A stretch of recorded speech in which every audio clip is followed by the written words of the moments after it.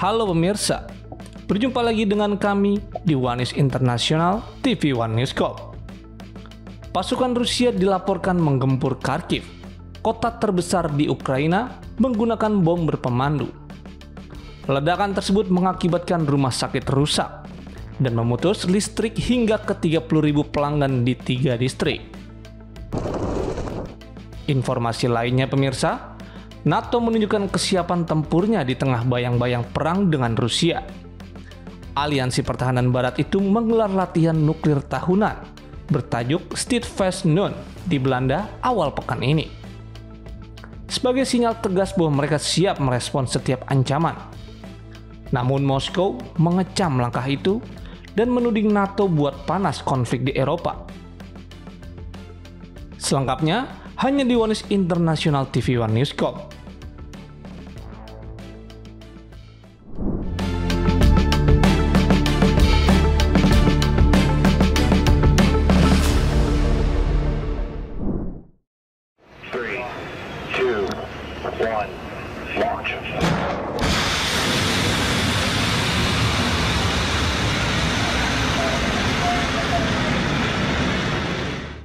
Amerika Serikat diperkirakan hanya dapat menyediakan 20 hingga 50 rudal jelajah Tomahawk untuk Ukraina. Sementara, para ahli menilai pasokan tersebut tidak akan mengubah dinamika perang secara signifikan, menurut laporan Financial Times. Financial Times mengungkap bahwa jumlah rudal Tomahawk yang bisa disalurkan Amerika Serikat ke Ukraina terbatas, dengan estimasi hanya 20 hingga 50 unit. Stacy Pettyjohn, Direktur Program Pertahanan di Think Tank Center for a New American Security, menilai meski rudal ini dapat melengkapi serangan drone jarak jauh dan rudal jelajah buatan Ukraina, kemampuannya tetap sangat terbatas. Pettyjohn menekankan rudal Tomahawk tidak akan memungkinkan serangan mendalam dan berkelanjutan ke wilayah Rusia.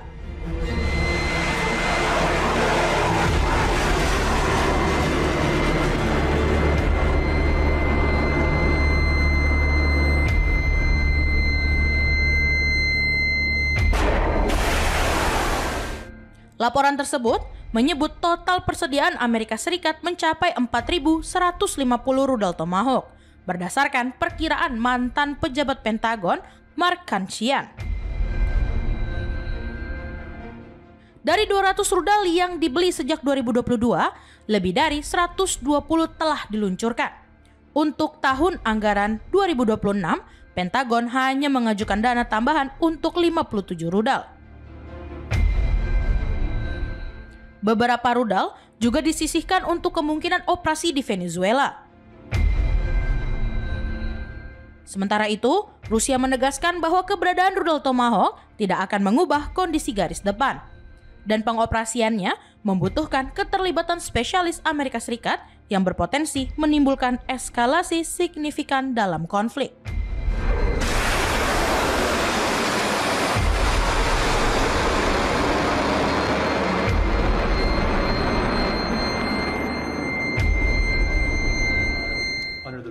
In the past, it basically gotten out of the mineral and energy and mining area.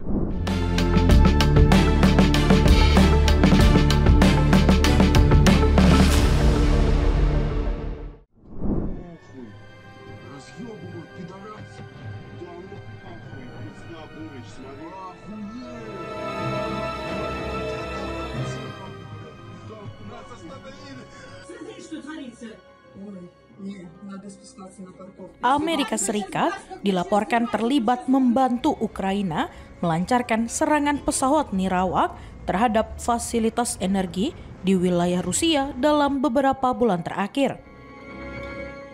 Menurut laporan Financial Times, mengungkap bahwa bantuan Amerika Serikat terhadap Ukraina tidak hanya berupa dukungan militer dan intelijen umum, tetapi juga mencangkup pemberian data spesifik untuk menyerang infrastruktur energi Rusia. Temuan ini menunjukkan adanya peningkatan keterlibatan Washington dalam operasi militer Kiev, Meski sebelumnya pemerintah Amerika Serikat tidak pernah secara terbuka mengonfirmasi partisipasi dalam penentuan target serangan. Menurut laporan tersebut, kerjasama itu dimulai setelah percakapan telepon antara Presiden Amerika Serikat Donald Trump dan Presiden Ukraina Volodymyr Zelensky pada pertengahan Juli. Dalam pembicaraan itu, Trump disebut sempat menanyakan kemungkinan Kiev menggunakan senjata jarak jauh buatan Amerika untuk menyerang Moskow. Gedung Putih kemudian menegaskan bahwa pertanyaan tersebut bukan dorongan untuk memperluas konflik, melainkan sekedar percakapan terbuka mengenai situasi perang yang tengah berlangsung. Pejabat yang dikutip Financial Times menyebut intelijen Amerika Serikat digunakan oleh Ukraina untuk menentukan rute dan ketinggian penerbangan pesawat nirawak, serta memilih waktu terbaik untuk melancarkan serangan. Beberapa sumber menuturkan Amerika Serikat menetapkan prioritas target, sementara sebagian lainnya mengklaim bahwa lokasi serangan ditentukan sendiri oleh Kiev sebelum menerima data pendukung dari Washington. Pejabat Amerika Serikat dalam laporan itu juga menyebut bahwa Washington memandang serangan terhadap fasilitas energi Rusia sebagai instrumen tekanan ekonomi untuk mendorong Moskow menuju jalur diplomasi. Namun, pihak Rusia menilai tindakan tersebut sebagai bukti nyata keterlibatan langsung Amerika dan NATO dalam konflik tersebut.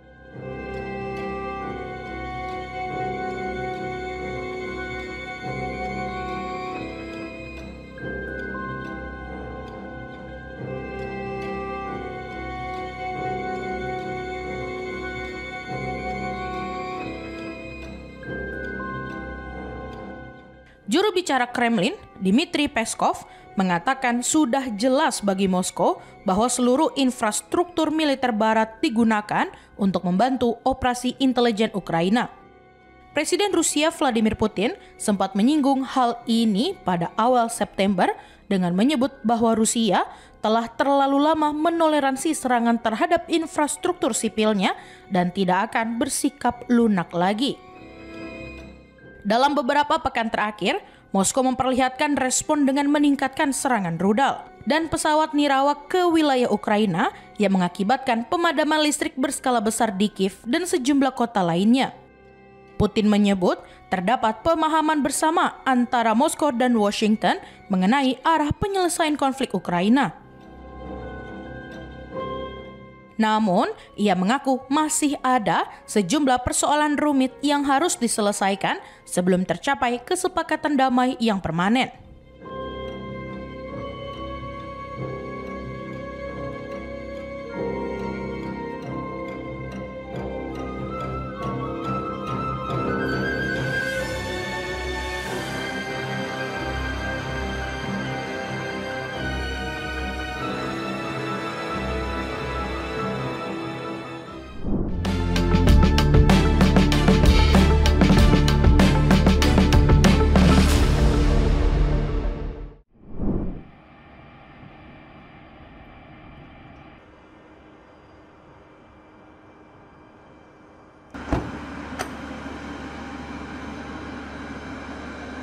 NATO memulai latihan nuklir tahunan bertajuk Sitfastnun di Belanda pada awal pekan ini di tengah meningkatnya ketegangan dengan Rusia.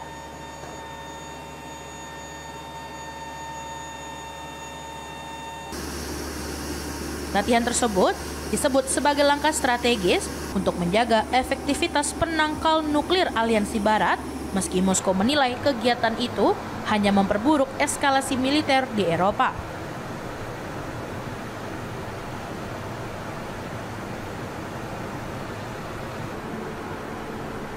Sekretaris Jenderal NATO, Mark Rutte, menyampaikan bahwa latihan 2 pekan itu menjadi sinyal tegas bagi pihak manapun yang dianggap berpotensi mengancam keamanan kawasan.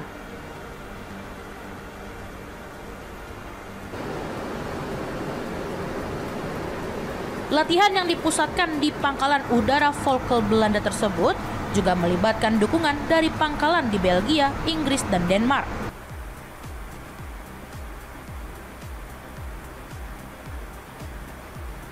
Menurut pernyataan resmi NATO, sekitar 70 pesawat dari 14 negara anggota ikut serta dalam latihan ini, termasuk pesawat tempur berkemampuan ganda dan unit pendukung udara seperti pesawat pengintai serta pengisian bahan bakar di udara.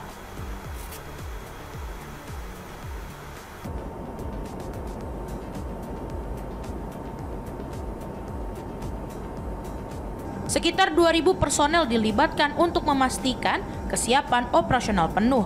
Meski NATO menegaskan bahwa tidak ada senjata nuklir yang digunakan selama latihan berlangsung.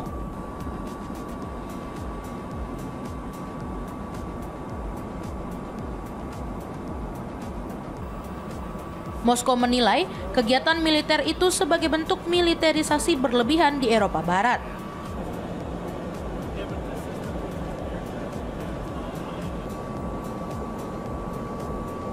Pihak Kremlin menuding negara-negara anggota NATO terjebak dalam histeria anti-Rusia yang kolektif dan menebar propaganda negatif terhadap Moskow.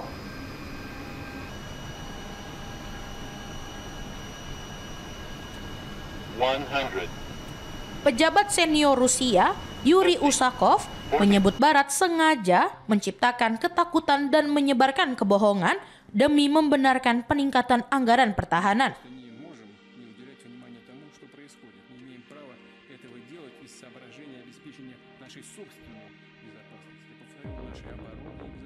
Presiden Rusia Vladimir Putin sebelumnya juga menilai kekhawatiran Eropa atas kemungkinan perang dengan Rusia sebagai retorika berlebihan.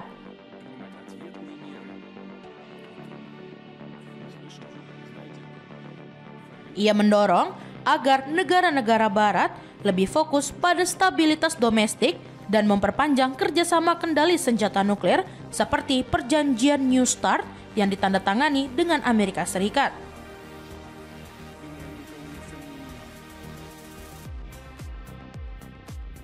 Sementara itu, Finlandia dilaporkan tengah menyiapkan latihan bawah tanah di gedung parlemen pada November mendatang sebagai simulasi kondisi perang.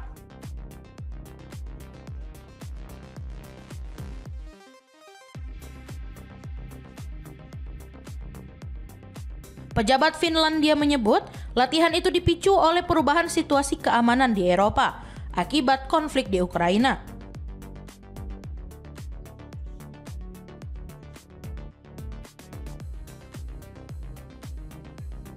Putin menilai langkah-langkah negara-negara Nordik seperti Finlandia dan Swedia untuk bergabung dengan NATO sebagai keputusan keliru yang justru menggerus stabilitas kawasan.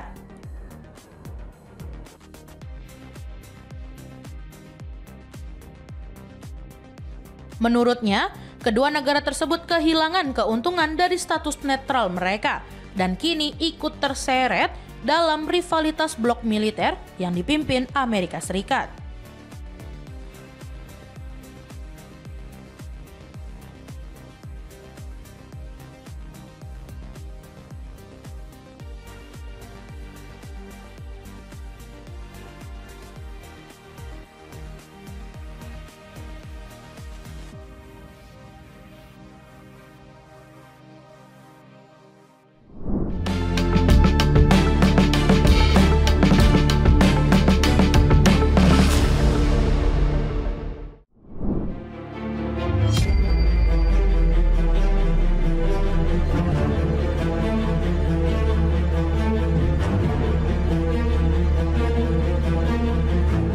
Pasukan Rusia melancarkan serangan udara terhadap Kharkiv, kota terbesar kedua di Ukraina, pada Senin 13 Oktober dengan menggunakan bom berpemandu yang menghantam fasilitas penting dan memutus aliran listrik di 3 distrik.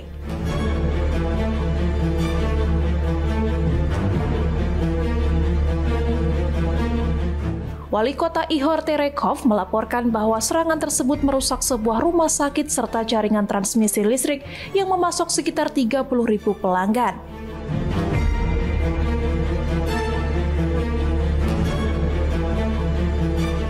Empat orang dilaporkan terluka akibat pecahan kaca, sementara sejumlah pasien harus dipindahkan ke ruangan lain demi keselamatan.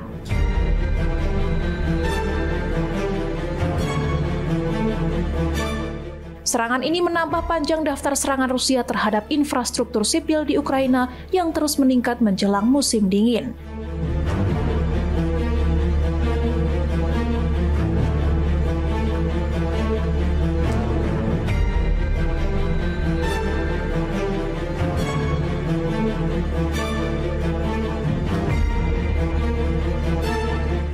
Dalam beberapa minggu terakhir, militer Rusia memfokuskan serangan mereka pada jaringan listrik dan fasilitas energi untuk melemahkan ketahanan Ukraina.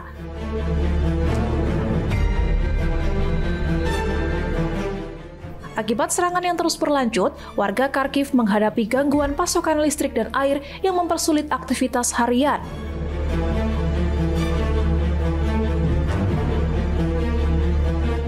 Minggu sebelumnya, serangan besar-besaran juga melanda Kiev dan sejumlah kota lainnya, menyebabkan pemadaman luas di berbagai wilayah.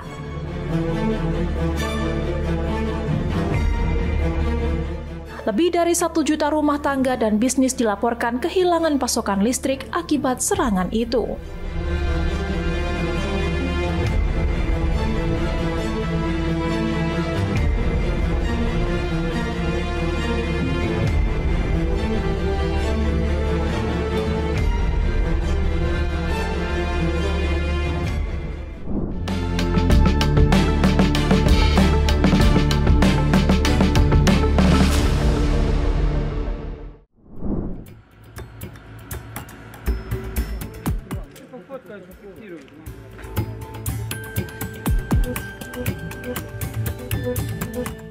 Pasukan Rusia menyerang Kharkiv, kota terbesar kedua di Ukraina, dengan bom berpemandu pada hari Senin 13 Oktober.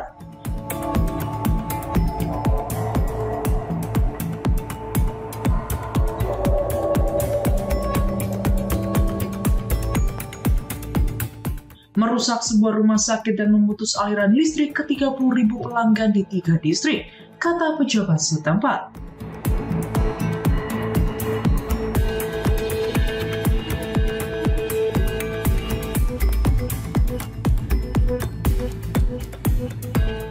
Wali kota Ihor Terekov mengatakan ketiga bom tersebut merusak sebuah rumah sakit dan mengenai saluran transmisi listrik.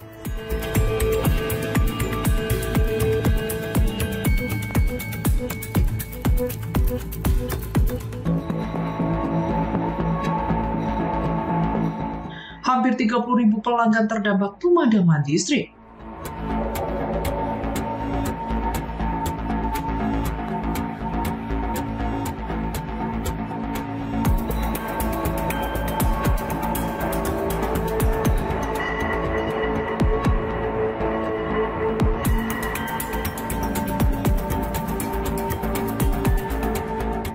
Ia mengatakan 4 orang terluka, sebagian besar terkena pecahan kaca, dan beberapa pasien dipindahkan ke bangsal yang berbeda.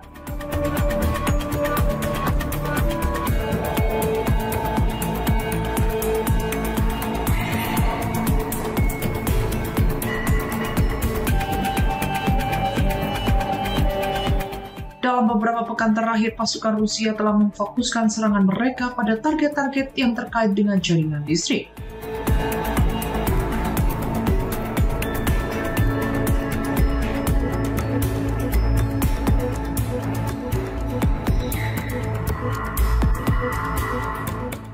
Dan industri gas Ukraina menjelang musim dingin dalam perang yang telah berlangsung lebih dari 3,5 tahun.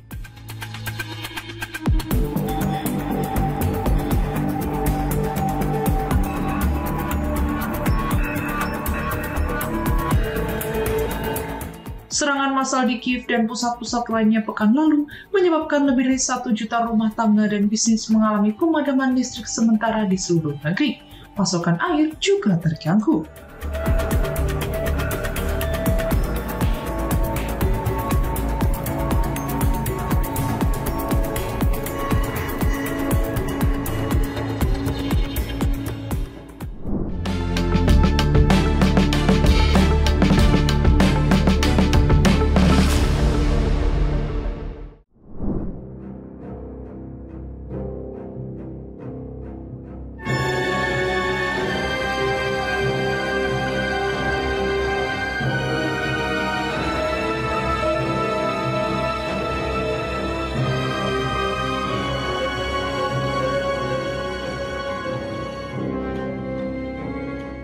NASA umumkan akan memberhentikan hampir 550 karyawan di Pusat Penelitian Jet Propulsion Laboratory sebagai bagian dari restrukturisasi besar-besaran.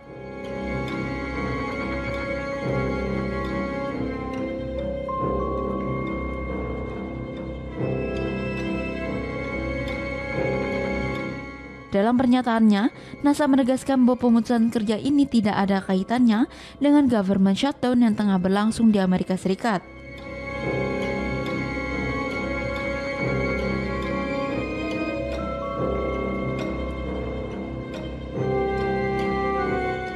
Jet Propulsion Laboratory adalah satu-satunya pusat penelitian dan pengembangan NASA yang didanai langsung oleh pemerintah federal.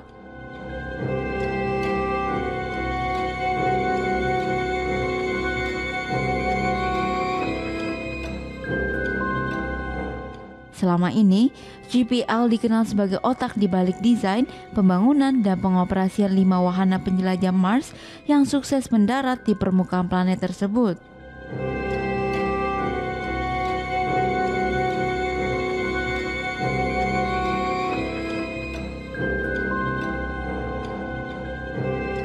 NASA menjelaskan bahwa proses reorganisasi ini sebenarnya telah dimulai sejak Juli sebagai bagian dari upaya penyesuaian operasional dan efisiensi lembaga.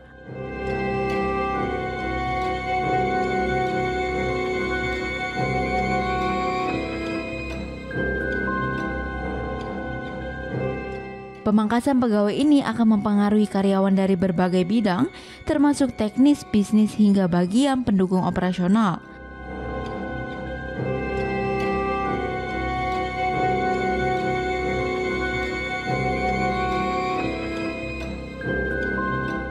Direktur JPL Dave Gallagher menyebut langkah ini penting untuk memastikan masa depan lembaga dengan infrastruktur yang lebih ramping dan efisien.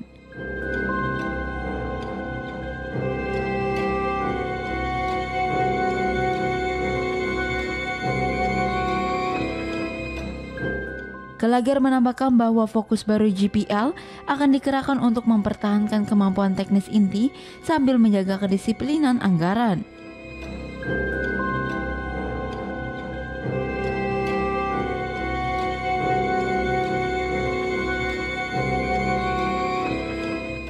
NASA memastikan bahwa seluruh pegawai yang terdampak akan menerima pemberitahuan resmi mengenai status mereka pada hari Selasa.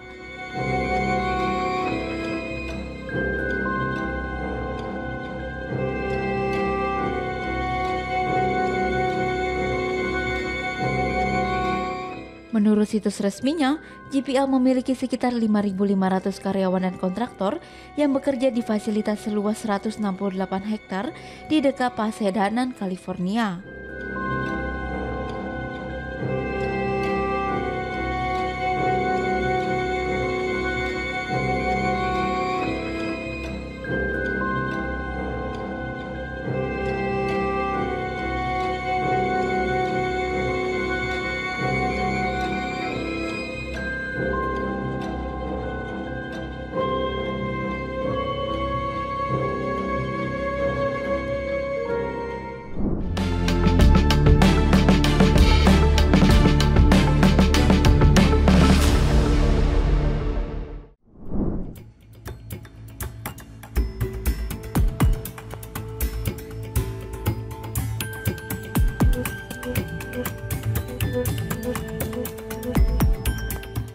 Banjir besar melanda kota Poza Rica di negara bagian Veracruz, Meksiko mengakibatkan kerusakan parah pada rumah-rumah warga, sementara jalan-jalan dipenuhi oleh lumpur, puing-puing bangunan, dan kendaraan yang terbalik setelah air bah surut.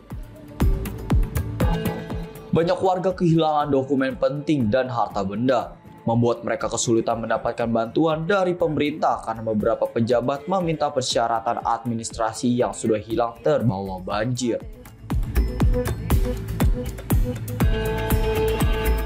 Tim dari Komisi Nasional Pencarian Meksiko melakukan penyisiran terhadap kendaraan rusak dan terbalik di seluruh wilayah Poza Rica untuk memastikan tidak ada korban lain yang tertinggal atau belum ditemukan. Kerusakan parah juga terjadi di kawasan pusat kota, di mana berbagai fasilitas umum seperti toko, kantor, dan bank mengalami kehancuran dan tidak dapat beroperasi akibat terendam air dan tertimbun lumpur tebal. Pemerintah Meksiko melaporkan sedikitnya 64 orang meninggal dunia dan 65 lainnya masih hilang akibat hujan deras yang dipicu oleh depresi tropis yang melanda wilayah pesisir Teluk dan bagian tengah negara tersebut. Presiden Claudia Sheinbaum menegaskan bahwa intensitas hujan tidak terduga dan menyebut lebih dari 100.000 rumah warga terdampak. Ia berencana mengadakan pertemuan dengan Kementerian Keuangan untuk membahas upaya pemulihan dan rekonstruksi daerah bencana. Pemerintah pusat juga akan melakukan kunjungan langsung ke wilayah yang paling parah terdampak guna meninjau kerusakan serta memastikan distribusi bantuan bagi masyarakat berjalan dengan baik. Bencana banjir ini turut menghancurkan infrastruktur penting seperti jembatan dan jalan raya. Sementara tim penyelamat bekerja keras mengevakuasi warga, membersihkan puing-puing, dan menyalurkan bantuan logistik ke komunitas yang terisolasi akibat banjir. Pemadaman listrik yang sempat melanda 5 negara bagian kini sebagian besar telah teratasi dan otoritas kesehatan mulai melakukan langkah pencegahan untuk menghindari penyebaran penyakit menular seperti demam berdarah di daerah-daerah yang masih tergenang air.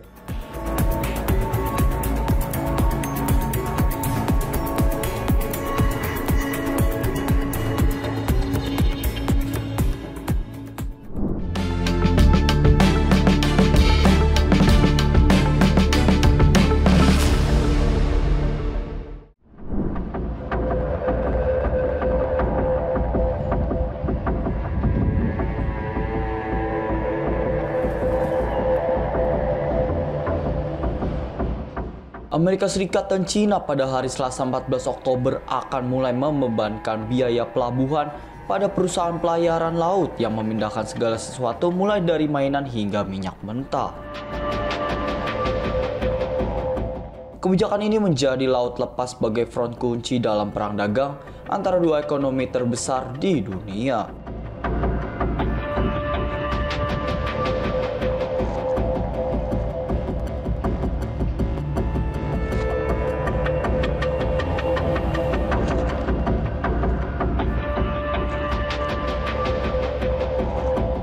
Awal tahun ini, pemerintahan Presiden Donald Trump mengumumkan rencana untuk memungut biaya pada kapal-kapal yang terkait dengan Cina.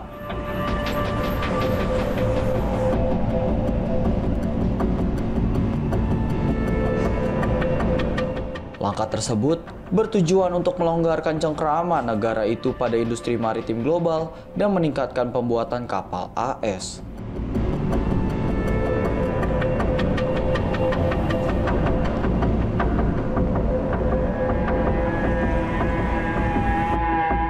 Sebuah investigasi selama pemerintahan mantan Presiden Joe Biden menyimpulkan bahwa Cina menggunakan kebijakan dan praktik yang tidak adil untuk mendominasi sektor maritim, logistik, dan pembuatan kapal global.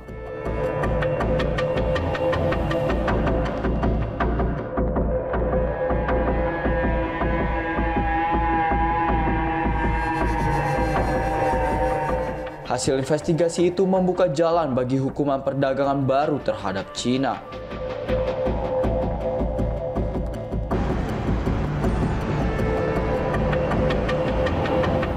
AS juga dijadwalkan untuk mulai mengumpulkan biaya pada 14 Oktober dengan analis memperkirakan maskapai kontainer milik Cina COSCO akan paling terpengaruh.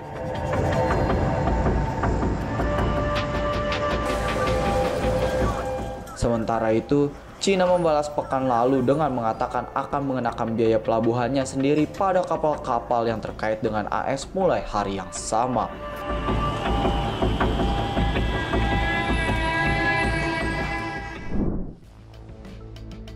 Demikian informasi yang dapat kami sampaikan pemirsa. Terima kasih telah bergabung bersama kami. Sampai jumpa di Onus Internasional berikutnya setiap pukul 8 malam hanya di kanal YouTube TV One News Corp.